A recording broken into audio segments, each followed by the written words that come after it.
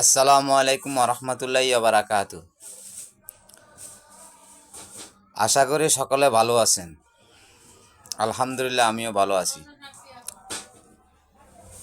আশা করি পূরণ করুণাময় আল্লাহ যেন আমাদের সকলের প্রতি সহায়তা হয়, আমাদের সকলকে হেদায়েত দান করে, যেন আমরা সুস্থ মসজিদে চলতে পারি। তো ভাই, একটা কথা বলতে চাইছিলাম। কথাটা হইল, হয়তোবা বাংলাদেশের অনেকজনের দ্বিমত হইতে পারে। এটা আমার আমার একান্ত একটা কথা আর কি। এটা কেমন হবে আমি জানি না, কোন পক্ষে যাবে তাও জানি না, কিন্তু আমি বাংলাদেশের একজন সাধারণ নাগরিক হিসাবে আমি কথাটা বলা আমার মতো প্রয়োজন ভোগ করি, সেজন্য আমি কথাটা বলছি। এই কথাগুলো কেউ রং সাইডে নেবেন না, একটু চিন্তা করে দেখবেন।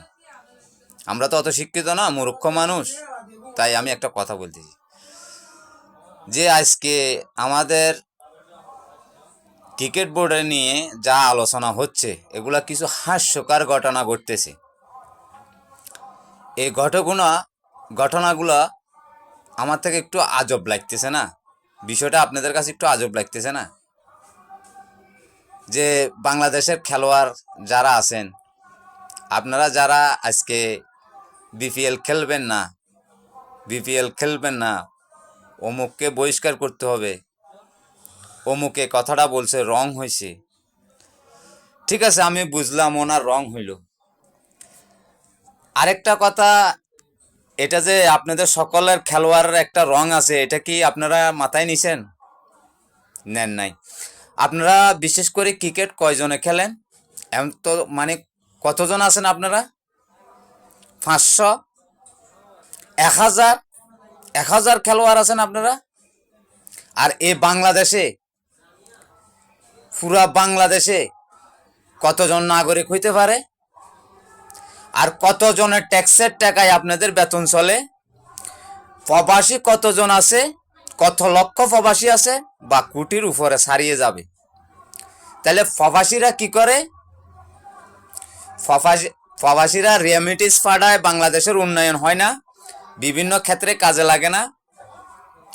এই যে আপনারা বিপিএল খেলেন, বাংলাদেশের জন্য খেলেন, বাংলাদেশের নাম সুনাম অর্জন করার জন্য, আপনারা যখন মাঠে খারাপ খেলেন, তখন কি আমরা যে এই যে আমরা আমাদের ট্যাক্সের টাকায় যে আপনারা খেলেন, আপনাদের বরণ খরচ বেতন চলে, এটা কি আপনাদের বিসিবি বোর্ডের থেকে চলে? বিসিবি বোর্ডের থেকে আপনাদের বেতন চলে, আপনাদের খরচ চলে, আপনাদের বিমান চড়া, আপনাদের খাওয়া দাওয়া সব কিছু কি বিসিবি থেকে চলে?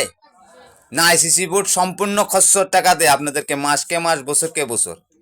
আপনাদের এত টাকা কামাই হয়? তাহলে আপনারা একটা কথা চিন্তা করে দেখেন।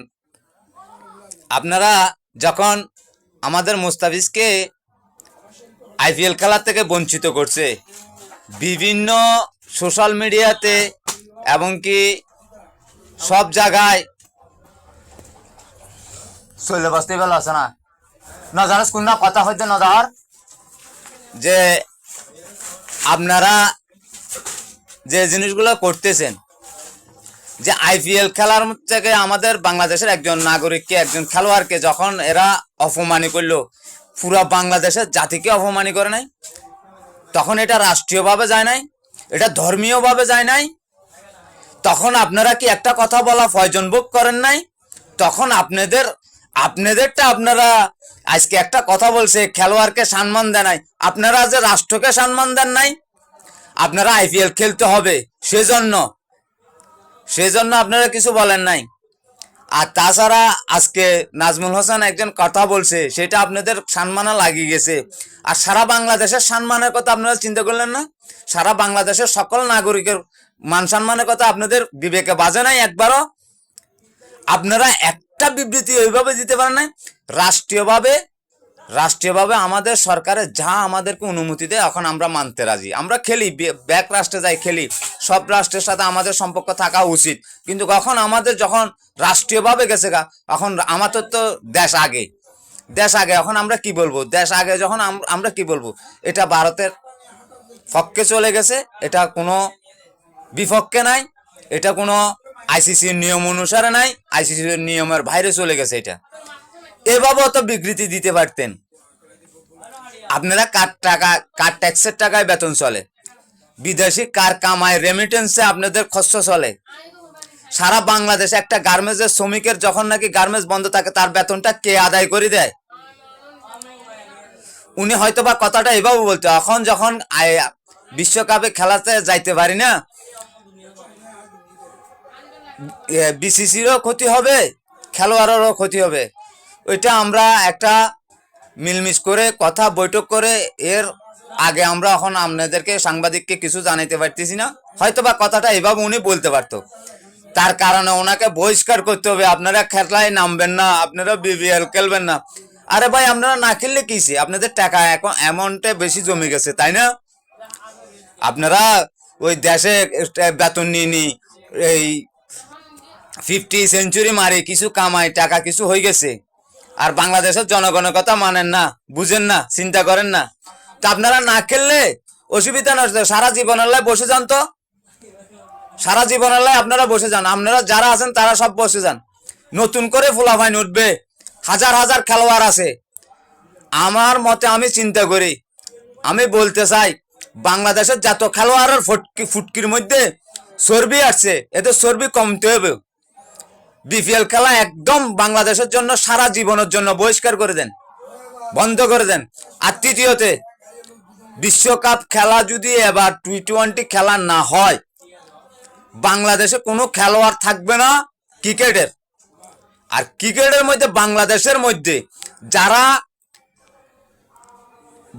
মধ্যে যারা নতুন করে ক্রিকেট উঠবে, এদের ফোনের টিপ, মুখের টিপ, স্টেটমেন্ট, লিখিত কাগজ সবকিছু নিয়ে বাংলাদেশের অভ্যন্তর বিষয়, বাংলাদেশের সরকারের বাইরে কোনো কিছু যেন ওদের থেকে সাউন্ড বাইরে না হয়, বেশ কম কোনো চলা চরিত্র না হয়। যদি বাংলাদেশের সরকারের আইনের অবৈধ কালে ওরা কিছু করার চেষ্টা করে, দেশের অভ্যন্তর বিষয়ে যদি কোনো কিছু আসে, একতাভাবে যদি এরা না মাতে, না চলে, চলাফেরা না করে, এদেরকে এরকম স্টেটমেন্ট দিয়ে খেলোয়াড়ে ভর্তি করাতে হবে। এটা আমি প্রয়োজনবোধ মনে করছি। এই যে আমরা এখানে পরিশ্রম করতেছি, ব্যবসা করতেছি, বিভিন্ন রকম বিদেশে কামাই করতেছে, গার্মেন্টস চলতেছে, গার্মেন্টস শ্রমিক চলতেছে, এগুলা কি? এগুলা কামাই না কি? ক্রিকেটের টাকা দিয়ে আমাদের বাংলাদেশের একটা সেতু হয়েছে, আমাদের বাংলাদেশে একটা ফ্লাইওভার হয়েছে, বাংলাদেশের জনগণের কোনো উপকারে কাজে আসছে? বাংলাদেশের জনগণের ট্যাক্সের টাকা দিয়ে এরা খেলে, এরা খেলতে যায়, 1 বলে আউট হয়ে যায়, 3 রান লয়ে যায়, জিতা খেলা একটা ডুব করে হারিয়ে যায়, 3 বলে 1 রান লইতে পারে না। নাটকীয় অনেক খেলা দেখছি আমরা ভারতের লগে অনেক নাটকীয় খেলা দেখছি। তখন একটা জিনিস শিখাইছে, পেঁয়াজ দিবে না, আলু দিবে না, এই ম্যাচটা যদি বাংলাদেশ জিতে যায়। এরকম ভাবে ভারতকে অনেক ম্যাচ দিয়েছে, যেগুলো আমাদের থেকে জানা আছে, আমরা জানি, আমরা খেলা দেখি, আমরা প্রত্যেকটা খেলা দেখি, আইপিএল, বিপিএল, বিগ বার, আমরা সব খেলা দেখি, সব খেলা আমাদের জানা আছে, কোন সময় কোন খেলাটা কিরকম হয়েছে, মাঠের মধ্যে কি অবস্থা চলতেছে, এগুলো সবকিছু আমরা দেখতেছি। আমরা ব্যবজ না। বাংলাদেশে যখন গালাগালি করে সোশ্যাল মিডিয়াতে আসি ফোলা হয়নি, আর যারা সোশ্যাল মিডিয়াতে আয় না, তারা যে তাদের জন্য খেলা দেখতেছে না, টিভি ভাঙ্গি ফেলাইতেছে ঘরের ভিতরে, টেনশনে মারামারি করতেছে, খানা খায় না, এদের কারণে এগুলা দায় দায়িত্ব কে নিবে? বাংলাদেশের জনগণের এই মান সম্মানের, ইজ্জতের সম্মানের এগুলা কে দিবে? এ পুরা যে দেশের অভ্যন্তরে বিষয় যায়, 18 কোটি 19 কোটি মানুষের যে আজকে ভারতে যে অসম্মানিটা করলো, এটার দায় দায়িত্ব কে নিবে? এরা আবার নাটক জোড়াইছে, এদেরকে খুশি করতেছে, ভারতকে খুশি করতেছে, ভারতকে খুশি করার জন্য এখানে দেশের মধ্যে নাটক করতেছে এরা। এগুলো বন্ধ করেন, এগুলো বন্ধ করা দরকার। এদের থেকে উল্টা এখন স্টেটমেন্ট নেন, এরা বাংলাদেশের অভ্যন্তরের বিষয়ের বাইরে চলে গেছে, এরা বাইরে চলে যাইতেছে, এরা আমাদের টাকায় বেতন চলে, তো আমাদের টাকায় ঘুরে ফিরে করে, তো এদের খবর হচ্ছে না। এদের টাকায় আমরা বাংলাদেশের জনগণ চলি না। সাধারণ নাগরিক একদিন আন্দোলন করে বসবে, একদিন দেখবেন না সাধারণ নাগরিক এদের নয় আন্দোলন করে বসে থাকছে। এখনো ঠিক আছে, এগুলো ঠিক করেন। এগুলো আমরা সোশ্যাল মিডিয়ার মধ্যে দেখে আমাদের থেকে শরম লাগতেছে। এগুলো কি ভারতকে খুশি করার জন্য করতেছে এই নাটকগুলো? আমার কথা যদি অন্যায় হয় আমাকে ক্ষমার দৃষ্টিতে দেখবেন। আমি মনে করছি যে আমি ফয়জন বুক মনে করছি যে এই কথাগুলো বলার দরকার ছিল, সেই জন্য বলছি। কিছু কিছু সময় কিছু কথা বলে মানুষকে স্মরণ করে দিতে হয়, এই কথাগুলো স্মরণ করে দিতে হয়। হয়তো বা আমার কথাটা ভালোভাবে হয় নাই, আমি ভালোভাবে বুঝে বলতে পারি নাই, সেই জন্য আমাকে ক্ষমার দৃষ্টিতে দেখবেন। আসসালামু আলাইকুম ওয়া রাহমাতুল্লাহি ওয়া বারাকাতুহু।